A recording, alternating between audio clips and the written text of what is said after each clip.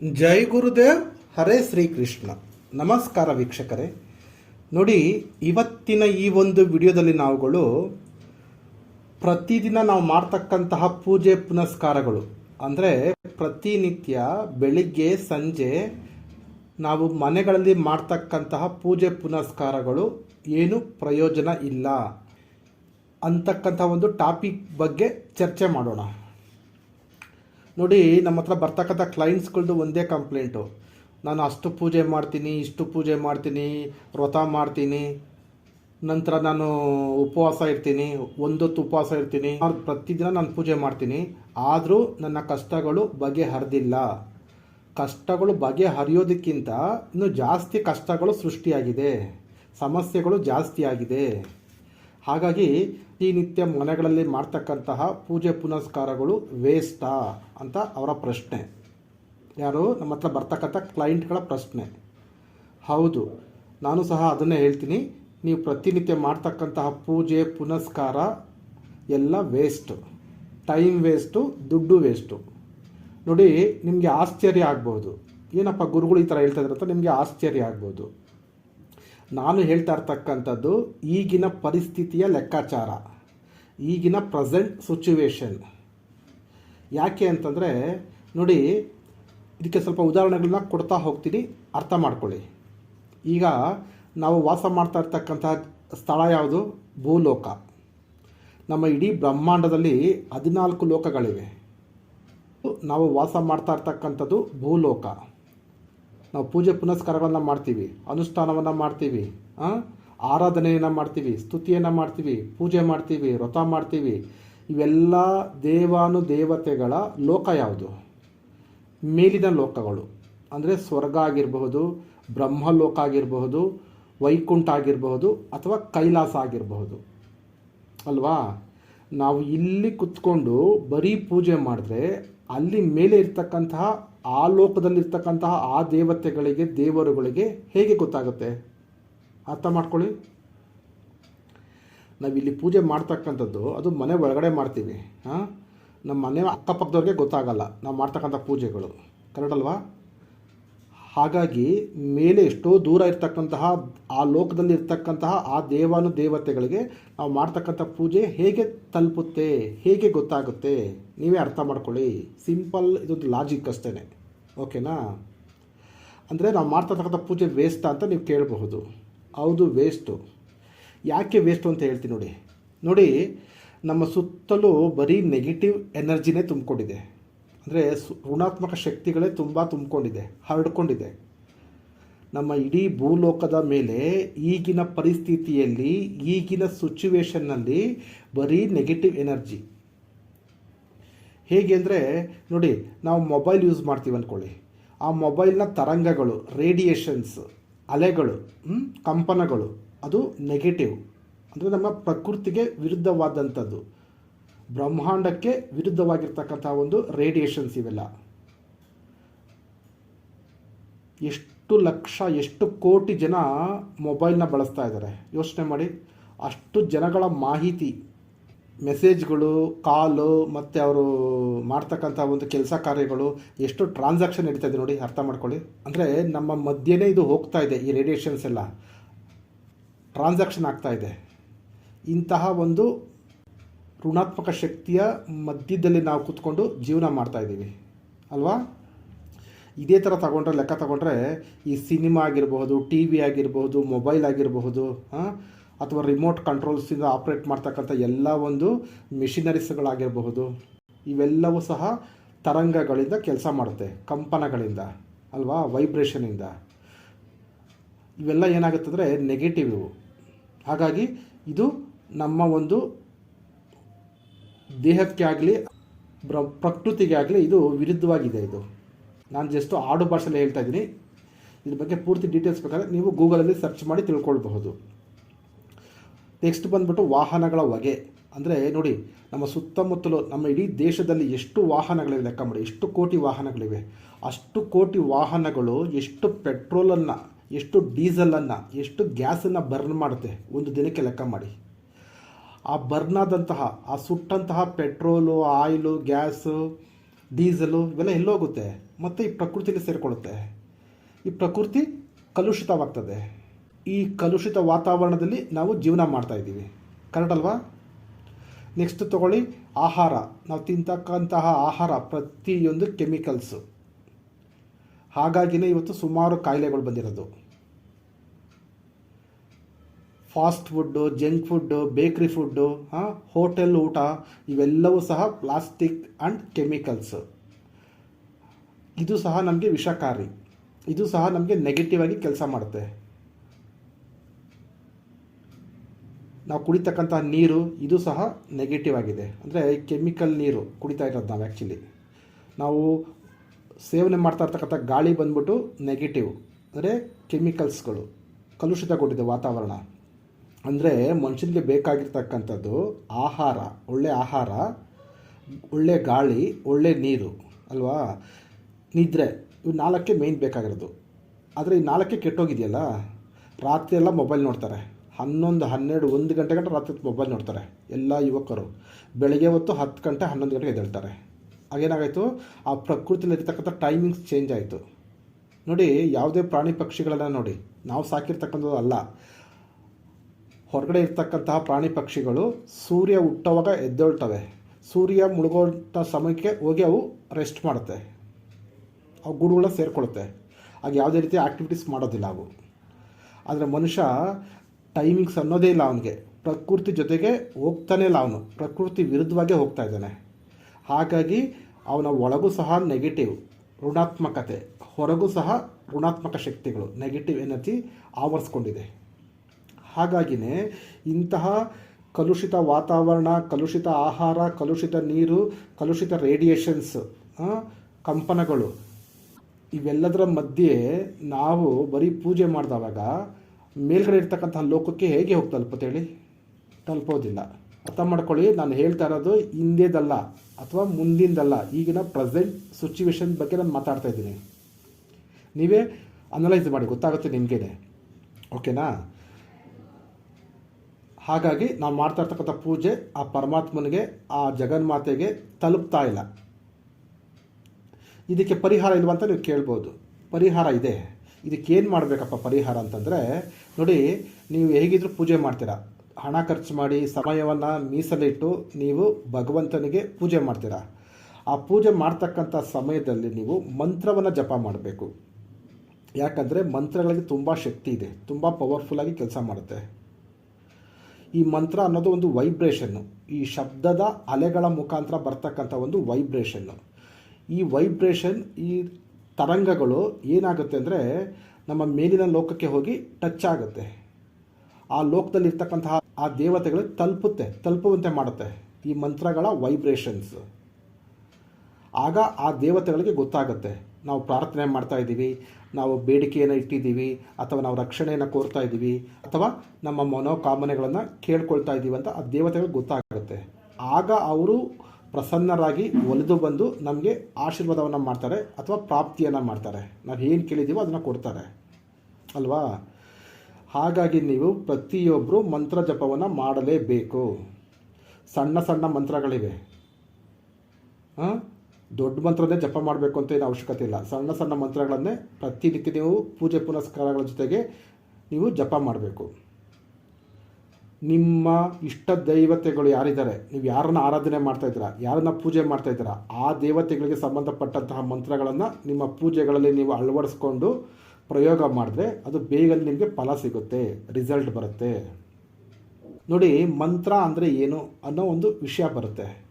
ಮಂತ್ರ ಅಂದರೆ ಅಡ್ರೆಸ್, ಮಂತ್ರ ಅಂದರೆ ಒಂದು ವಿಸಿಟಿಂಗ್ ಕಾರ್ಡ್ ಇದ್ದಾಗೆ, ಮಂತ್ರ ಅಂದರೆ ಒಂದು ಫೋನ್ ನಂಬರ್ ಇದ್ದಾಗೆ, ಮಂತ್ರ ಅಂದರೆ ಒಂದು ಮೊಬೈಲ್ ನಂಬರ್ ಇದ್ದಾಗೆ. ಅಂದರೆ ನಾನು ಹೇಳ್ತಕ್ಕಂಥದ್ದು ಆಡು ಭಾಷೆಯಲ್ಲಿ ಹೇಳ್ತಾ ಇದ್ದೀನಿ, ನಿಮಗೆಲ್ಲರಿಗೂ ಅರ್ಥ ಆಗಲಿ ಅಂದ್ಬಿಟ್ಟು. ಈ ಮಂತ್ರ ಅನ್ನೋದು ಒಂದೊಂದು ದೇವತೆಗಳಿಗೆ ಇರ್ತಕ್ಕಂಥ ಒಂದು ID ಪ್ರೂಫು. ಅರ್ಥ ಆಯ್ತಲ್ಲ? ಈಗ ಎಷ್ಟೊಂದು 330 ಕೋಟಿ ದೇವತೆಗಳಿದ್ದಾರೆ. ನಾವು ಯಾರನ್ನು ಕರಿಬೇಕು, ಯಾರನ್ನು ಕೂಗಬೇಕು ಅಂತ ನಮಗೆ ಗೊತ್ತಿಲ್ಲ.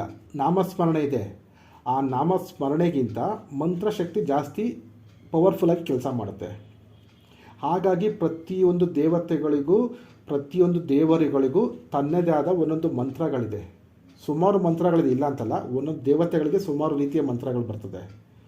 ಆ ಮಂತ್ರಗಳನ್ನು ನಾವು ಜಪ ಮಾಡೋದ್ರಿಂದ, ಪಠನೆ ಮಾಡೋದ್ರಿಂದ, ಮಂತ್ರ ಜಪ ಮಾಡ್ತಾ ಮಾಡ್ತಾ ಮಾಡ್ತಾ ಮಾಡ್ತಾ ಏನಾಗುತ್ತೆ, ಮಂತ್ರಗಳ ಶಬ್ದದ ಅಲೆಗಳು, ವೇವ್ಸ್, ತರಂಗಗಳಾಗಿ ಮೇಲ್ಗಡೆ ಇರ್ತಕ್ಕಂತಹ ಆ ಲೋಕವನ್ನು ತಲುಪಿ, ಆ ಲೋಕದಲ್ಲಿರ್ತಕ್ಕಂತಹ ದೇವತೆಗಳಿಗೆ ತಲುಪಿ, ಆಗ ನಮ್ಮ ಇಷ್ಟಾರ್ಥಗಳು, ಬೇಡಿಕೆಗಳು ಈಡೇರುತ್ತೆ.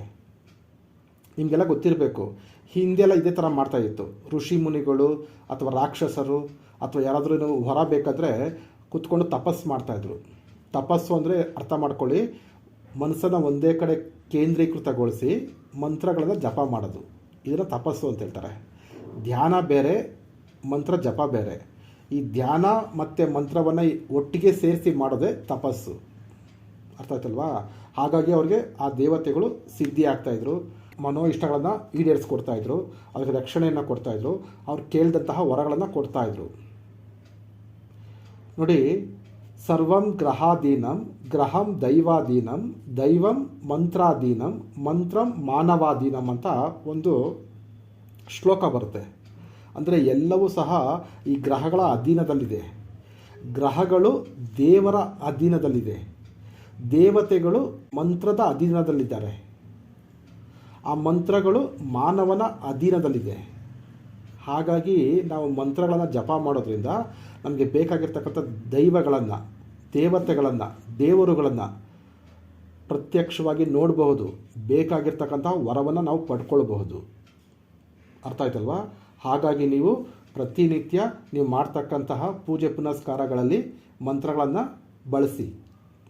ಅದು ಗುರುವಿನ ಮುಖಾಂತರ ನಿಮಗೆ ಯಾವುದು ಆಗಿ ಬರುತ್ತೆ ಮಂತ್ರ, ನಿಮ್ಮ ಇಷ್ಟ ದೈವ ಯಾವುದು, ನಿಮ್ಮ ಕುಲ ದೈವ ಯಾರು, ನಿಮ್ಮ ಮನೆ ದೇವರು ಯಾರು, ನಿಮ್ಮ ಗ್ರಹಗತಿಗಳಿಗೆ ಸಂಬಂಧಪಟ್ಟಂತಹ ದೈವ ಯಾವುದು, ಆ ದೇವತೆಗಳು ನಿಮ್ಮನ್ನು ರೂಲ್ ಮಾಡ್ತಾ ಇದ್ದಾರೆ, ಅಂದರೆ ನಿಮ್ಮನ್ನು ಆಳ್ತಾ ಇದ್ದಾರೆ.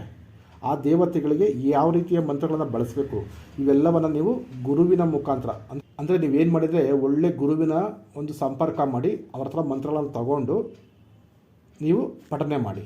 ಹಾಗೇನಾಗುತ್ತೆ, ನಿಮಗೆ ಬೇಗ ರಿಸಲ್ಟ್ ಬರುತ್ತೆ, ಬೇಗ ಒಳ್ಳೆಯದಾಗುತ್ತೆ. ಅರ್ಥ ಆಯ್ತಲ್ಲ? ಮಂತ್ರ ಅನ್ನೋದು ಒಂದು ಮೊಬೈಲ್ ನಂಬರ್ ಇದ್ದಾಗೆ. ಈಗ ನಾವು ವ್ಯಕ್ತಿಗಳನ್ನ ಕಾಂಟ್ಯಾಕ್ಟ್ ಮಾಡಬೇಕಾದ್ರೆ ಅವ್ರ ನಂಬರ್ನ ಡಯಲ್ ಮಾಡಿ ಮಾತಾಡ್ತೀವಿ, ಆ ವ್ಯಕ್ತಿಗಳು ಸಿಗ್ತಾರೆ ನಮಗೆ. ಕನೆಕ್ಟ್ ಮಾಡಿದಾಗ ಅಥವಾ ಡಯಲ್ ಮಾಡಿದಾಗ ಅದೇ ವ್ಯಕ್ತಿಗಳು ಸಿಗ್ತಾರೆ ನಮಗೆ. ಕರೆಕ್ಟ್ ಅಲ್ವಾ? ನಾನು ಯಾರ್ದೋ ನಂಬರ್ ಡಯಲ್ ಮಾಡಿದೆ, ಇದು ಬೇರೆ ವ್ಯಕ್ತಿಗಳು ಸಿಗ್ತಾರೆ ನಮಗೆ? ಸಿಗೋದಿಲ್ಲ. ನಾವು ಯಾರಿಗೆ ಡಯಲ್ ಮಾಡ್ತೀವಿ, ಯಾವ ನಂಬರ್ಗೆ ಡಯಲ್ ಮಾಡ್ತೀವಿ, ಆ ವ್ಯಕ್ತಿಗಳು ನಮಗೆ ಸಿಗ್ತಾರೆ.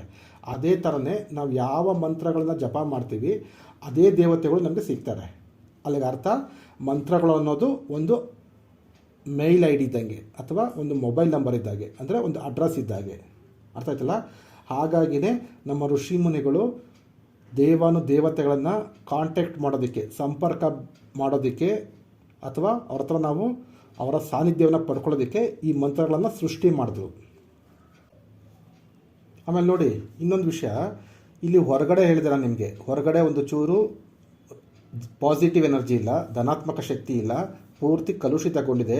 ಅಂದರೆ ನಮ್ಮ ಸ್ಥಳ, ನಾವು ಪೂಜೆ ಮಾಡ್ತಕ್ಕಂಥ ಸ್ಥಳನ ನಾವು ಶುದ್ಧಿ ಮಾಡ್ಕೊಳ್ಬೋದು, ನಮ್ಮ ದೇಹವನ್ನು ಶುದ್ಧಿ ಮಾಡ್ಕೊಳ್ಬಹುದು, ಅದರ ವಾತಾವರಣವನ್ನು ಶುದ್ಧಿ ಮಾಡ್ಕೊಳ್ಳೋಕೆ ಆಗೋದಿಲ್ಲ. ಯಾಕೆ ಹೇಳಿ? ಒಂದು ಎಕ್ಸಾಂಪಲ್ ಹೇಳ್ತೀನಿ ಕೇಳಿ. ಈಗ ನೀವು ಪೂಜೆಗಂತ ಕೂತ್ಕೊಳ್ತೀರ, ಅಲ್ಲಿ ಆಚೆಗಡೆ ಒಂದು ನಾಯಿ ಬೊಗಳ್ತಾ ಇರ್ತದೆ, ಅಲ್ಲಿ ಶಬ್ದ ಮಾಲಿನ್ಯ ಆಯಿತು. ಅಥವಾ ನಿಮ್ಮ ಅಕ್ಕಪಕ್ಕದ ಮನೆಗಳ ಜನಗಳು ಜಗಳ ಆಡ್ತಾ ಇರ್ತಾರೆ, ಕೆಟ್ಟ ಮಾತುಗಳನ್ನ ಬೈಕೊಂಡು ಜೋರಾಗಿ ಕೂಗಾಡ್ತಾ ಇರ್ತಾರೆ. ಆಗ ನೀವು ಪೂಜೆ ಪುನಸ್ಕಾರಗಳನ್ನು, ಸಾಧನೆಗಳನ್ನು ಮಾಡೋದಕ್ಕಾಗೋದಿಲ್ಲ. ಅಥವಾ ಅಲ್ಲಿ ಅಕ್ಕಪಕ್ಕ ಏನೋ ಕೆಟ್ಟ ವಾಸನೆ ಬರ್ತಾ ಇರ್ತದೆ, ಅಲ್ಲೂ ಸಹ ಕೂತ್ಕೊಂಡು ನೀವು ಏನೂ ಮಾಡೋಕ್ಕಾಗಲ್ಲ. ಈ ಥರ ನಿಮ್ಮ ವಾತಾವರಣ ಸಹ ಶುದ್ಧಿಯಾಗಿರಬೇಕು, ನಿಮ್ಮ ಪೂಜೆ ಮಾಡ್ತಕ್ಕಂಥ ಸ್ಥಳ ಶುದ್ಧಿ ಇರಬೇಕು, ನಿಮ್ಮ ದೇಹ ಶುದ್ಧಿ ಇರಬೇಕು, ಹಾಗೆ ನಿಮ್ಮ ಮನಸ್ಸು ಶುದ್ಧಿ ಇರಬೇಕು. ಇವೆಲ್ಲವನ್ನು ಶುದ್ಧಿ ಇದ್ದಾಗ ಮಾತ್ರ ನೀವು ಮಾಡ್ತಕ್ಕಂತಹ ಪೂಜೆ ಪುನಸ್ಕಾರಗಳು ನಿಮಗೆ ಫಲ ಕೊಡುತ್ತೆ. ಆಮೇಲೆ ನೋಡಿ, ನಮ್ಮ ಒಳಗೂ ಸಹ ಶುದ್ಧಿ ಇಲ್ಲ, ಅಂದರೆ ಏಕಾಗ್ರತೆ ಇಲ್ಲ. ನಾವು ಪೂಜೆ ಪುನಸ್ಕಾರಗಳನ್ನು ಮಾಡ್ತಕ್ಕಂಥ ಸಮಯದಲ್ಲಿ ಏಕಾಗ್ರತೆ ಇಲ್ಲ, ಮನಸ್ಸು ಚಂಚಲವಾಗಿ ಎಲ್ಲೆಲ್ಲೋ ಓಡಾಡ್ತಾ ಇರ್ತದೆ, ಏನೇನೋ ನೆನಪು ಮಾಡ್ಕೊಳ್ತಾ ಇರ್ತದೆ, ಬೇಡದಿರ್ತಕ್ಕಂಥ ವಿಷಯವೆಲ್ಲ ಬರ್ತಾ ಇರ್ತದೆ ಆಗ ಪೂಜೆ ಮಾಡ್ತಕ್ಕಂಥ ಸಮಯಗಳಲ್ಲಿ.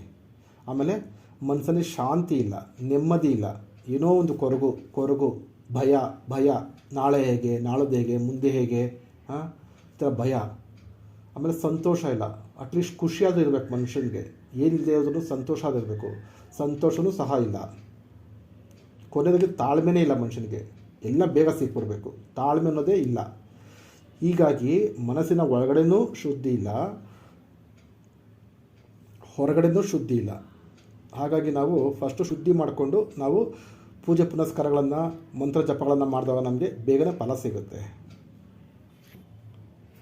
ನೋಡಿ, ಇಲ್ಲಿ 3 ರೀತಿಯ ಒಂದು ಮಾರ್ಗ ಇದೆ. ಏನಪ್ಪ ಅಂತಂದರೆ, ಒಂದು ಶುದ್ಧವಾಗಿರಬೇಕು, ದೈವಗಳ ಸಾನ್ನಿಧ್ಯವನ್ನು ಪಡಿಬೇಕು, ದೈವಗಳ ಒಂದು ಆಶೀರ್ವಾದವನ್ನು ನಾವು ಪಡ್ಕೊಳ್ಬೇಕು, ಅಥವಾ ನಮ್ಮ ಮನೋಕಾಮನೆಗಳನ್ನು ಈಡೇರಿಸ್ಕೊಳ್ಬೇಕು, ನಮ್ಮ ಬೇಡಿಕೆಗಳನ್ನು ಈಡೇರಿಸ್ಕೊಳ್ಬೇಕು ಅಂತಂದರೆ ಇಲ್ಲಿ 3 ರೀತಿಯ ಒಂದು ಕ್ರಿಯೆಗಳು ಬರ್ತದೆ. ಅಂದರೆ ಏನಪ್ಪ ಅಂತಂದರೆ, ಒಂದು ಶುದ್ಧವಾಗಿರಬೇಕು, ನಮ್ಮ ದೇಹ, ಮನಸ್ಸು, ನಾವು ಪೂಜೆ ಮಾಡ್ತಕ್ಕಂಥ ಸ್ಥಳ, ಹಾಗೆ ನಮ್ಮ ಸುತ್ತಲಿನ ವಾತಾವರಣ ಶುದ್ಧವಾಗಿರಬೇಕು. ಎರಡನೇದು ಶರಣಾಗತಿ ಇರಬೇಕು. ಏನಪ್ಪ ಶರಣಾಗತಿ ಅಂತಂದರೆ, ಪರಮಾತ್ಮ ಕೊಟ್ಟರು ನೀನೇ, ಕೊಡದೆ ಹೋದರೂ ನೀನೇ ಅನ್ನೋ ಭಾವನೆಯಲ್ಲಿ ಪೂಜೆ ಮಾಡಬೇಕು. ಕೊಟ್ಟರೆ ಒಳ್ಳೆಯವನು, ಕೊಡದೆ ಹೋದರೆ ಕೆಟ್ಟವನು ಅನ್ನೋ ಭಾವನೆಯಲ್ಲಿ ಪೂಜೆ ಮಾಡಬಾರ್ದು. ನಾನು ಸುಮಾರು ಜನ ನೋಡಿದ್ದೀನಿ, ಕಷ್ಟ ಬರುತ್ತೆ, ಕಷ್ಟ ಬಂದಾಗ ದೇವಸ್ಥಾನ ಹತ್ರ ಹೋಗ್ತಾರೆ, ಹೋಗಿ ಇವತ್ತು ಈ ದೇವ್ರ ಹತ್ರ ಬೇಡಿಕೊಳ್ತಾರೆ, ಪರಮಾತ್ಮ ನನಗೆ ಈ ಕಷ್ಟ ಆ ಕಷ್ಟ ಅಂತ ಹತ್ಕೊಳ್ತಾರೆ, ಕಣ್ಣೀರು ಹಾಕ್ಕೊಂಡು ಕೇಳ್ಕೊಂಡು ಕಾಪಾಡು ಕಾಪಾಡು ಅಂತ ಕೇಳ್ಕೊಳ್ತಾರೆ. 1 ತಿಂಗಳು ನೋಡ್ತಾರೆ, ಒಳ್ಳೇದಾಗಲಿಲ್ವಾ, ಆ ದೇವ್ರನ್ನ ಬಿಟ್ಟು ಅಲ್ಲೇ ಬೇರೆ ದೇವ್ರ ಹತ್ರ ಹೋಗ್ತಿರ್ತಾರೆ. ಅಲ್ಲಿ ನೋಡ್ತಾರೆ, ಅಲ್ಲೂ ಕೇಳ್ಕೊಳ್ತಾರೆ, ಅಲ್ಲೂ ಆಗಲಿಲ್ವಾ ಮತ್ತೆ ಇನ್ನೊಂದು ಕಡೆ ಹೋಗ್ತಿರ್ತಾರೆ. ಈ ಥರ ಸುತ್ತಾಡ್ತಾನೇ ಇದ್ದಾರೆ. ಒಬ್ಬ ಗುರು ಹತ್ರ ಹೋಗ್ತಾರೆ, ಅಲ್ಲಿ ನೋಡ್ತಾರೆ, ಅವ್ರು ಹೇಳಿದಂತೆಲ್ಲ ಮಾಡ್ತಾರೆ, ಅಲ್ಲಿ ಒಳ್ಳೇದಾಗಲಿಲ್ವಾ ಅವ್ರನ್ನ ಬಿಟ್ಟು ಮತ್ತೆ ಬೇರೆ ಗುರುಗಳ ಹತ್ರ ಹೋಗ್ತಾರೆ. ಮತ್ತು ಒಬ್ಬ ಜ್ಯೋತಿಷ್ ಹತ್ರ ಹೋಗ್ತಾರೆ, ಅವನು ಹೇಳಿದ್ದು ಫಾಲೋ ಅಪ್ ಮಾಡ್ತಾರೆ, ಅಲ್ಲೂ ಒಳ್ಳೇದಾಗಲಿಲ್ವಾ ಬಿಟ್ಟು ಬೇರೆ ಕಡೆ ಹೋಗ್ತಾ ಇರ್ತಾರೆ. ಈ ಥರ ಸುತ್ತಾಡ್ತಾನೇ ಇದ್ದಾರೆ, ಅಲ್ದಾಡ್ಕೊಂಡೇ ಇದ್ದಾರೆ. ಹಾಗಾಗಿ ಇವ್ರಿಗೆ ಯಾವುದೇ ರೀತಿ ಒಂದು ಫಲಗಳು, ಒಂದು ನೆಲೆ ಸಿಗ್ತಾ ಇಲ್ಲ. ಯಾರಿಗೆ ಶರಣಾಗತಿ ಇಲ್ಲದೆ ಇರ್ತಕ್ಕಂಥ ವ್ಯಕ್ತಿಗಳಿಗೆ. ಓಕೆನಾ?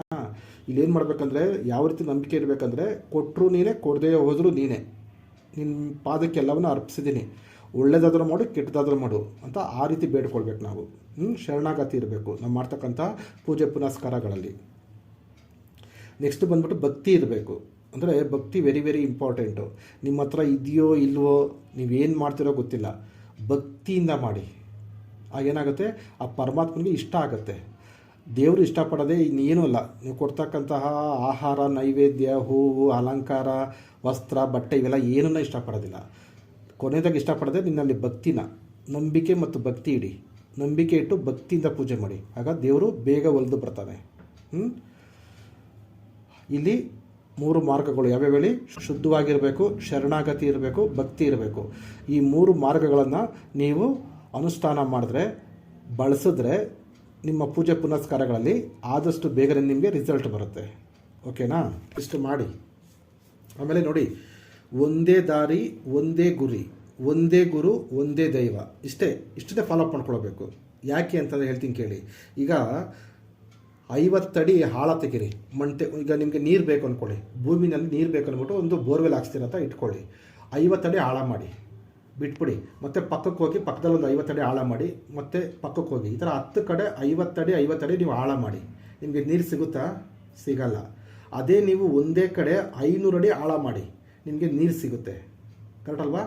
ಅಂದರೆ ಇದರ ಅರ್ಥ, ನೀವು 16 ಕಡೆ ಸುತ್ತಾಡಿಕೊಂಡು 16 ದೇವತೆಗಳನ್ನು ಆರಾಧನೆ ಮಾಡಿ, ಅನುಷ್ಠಾನ ಮಾಡಿ, ಅರ್ಧದಲ್ಲೇ ಕೈ ಬಿಡೋಕ್ಕಿಂತ ಒಂದೇ ದೈವವನ್ನು ಹುಡುಕಿ, ಒಂದೇ ಗುರುವನ್ನು ಹುಡುಕಿ ಅದನ್ನೇ ಫಾಲೋ ಅಪ್ ಮಾಡಿ, ಅದನ್ನೇ ಕಂಟಿನ್ಯೂ ಮಾಡಿ.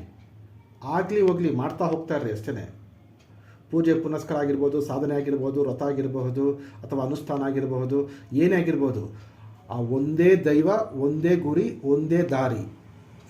ಈ ರೀತಿ ನೀವು ಹೋದಾಗ ಏನಾಗುತ್ತೆ, ನಿಮಗೆ ಪಕ್ಕ ರಿಸಲ್ಟ್ ಸಿಕ್ಕೇ ಸಿಗುತ್ತೆ. ಯಾಕೆ ಅಂದರೆ, ನಾವು ಈಗಿನ ಪರಿಸ್ಥಿತಿ, ಈಗಿನ ಕಷ್ಟದ ಬಗ್ಗೆ ಮಾತ್ರ ನಾವು ಯೋಚನೆ ಮಾಡ್ತಾ ಇದ್ದೀವಿ. ಆದರೆ ಪರಮಾತ್ಮ ನಮ್ಮ ಹಿಂದಿನ ಜನ್ಮದ್ದು, ಈಗಿನ ಜನ್ಮದ್ದು ಮತ್ತು ಮುಂದಿನ ಜನ್ಮದ್ದು 3 ಜನ್ಮಗಳ ಒಂದು ಲೆಕ್ಕಾಚಾರ ಮಾಡ್ತಾ ಇದ್ದಾನೆ. ಸ್ವಲ್ಪ ಟೈಮ್ ಬೇಕು, ಟೈಮ್ ತೊಗೊಂಡು ನಮಗೆ ಲಾಸ್ಟಿಗೆ ಕೈ ಹಿಡಿತಾನೆ, ಕೈ ಬಿಡೋದಿಲ್ಲ. ನಮ್ಮದವ್ರಿಗೆ ಪರಮಾತ್ಮ ಕೈ ಬಿಟ್ಟಿರತಕ್ಕಂತಹ ಎಲ್ಲೂ ಯಾವುದೇ ರೀತಿಯ ಒಂದು ಪುರಾವೆ ಇಲ್ಲ. ನಂಬಿದವ್ರಿಗೆ ಪರಮಾತ್ಮ ಮೋಸ ಮಾಡಿದಿರೋ ಅನ್ನೋತಕ್ಕಂಥ ಒಂದು ಸಂಗತಿ ಕತೆ ಎಲ್ಲೂ ಇಲ್ಲ. ಕೊನೆಯಲ್ಲಿ ಕಾಪಾಡ್ತಾನೆ. ಹಾಗಾಗಿ ಪೂಜೆ ಪುನಸ್ಕಾರಗಳ ಜೊತೆಗೆ ಮಂತ್ರಗಳನ್ನು ಅಳವಡಿಸ್ಕೊಳ್ಳಿ, ನಿಮಗೆ ಬೇಗ ರಿಸಲ್ಟ್ ಬರುತ್ತೆ, ಬೇಗ ಒಳ್ಳೆಯದಾಗುತ್ತೆ ನಿಮಗೆ. ಸರಿ ವೀಕ್ಷಕರೇ, ಇಷ್ಟು ಹೇಳ್ತಾ ಇವತ್ತಿನ ಈ ಒಂದು ವಿಡಿಯೋವನ್ನು ಇಲ್ಲಿಗೆ ಮುಗಿಸ್ತಾ ಇದ್ದೀನಿ. ಧನ್ಯವಾದಗಳು.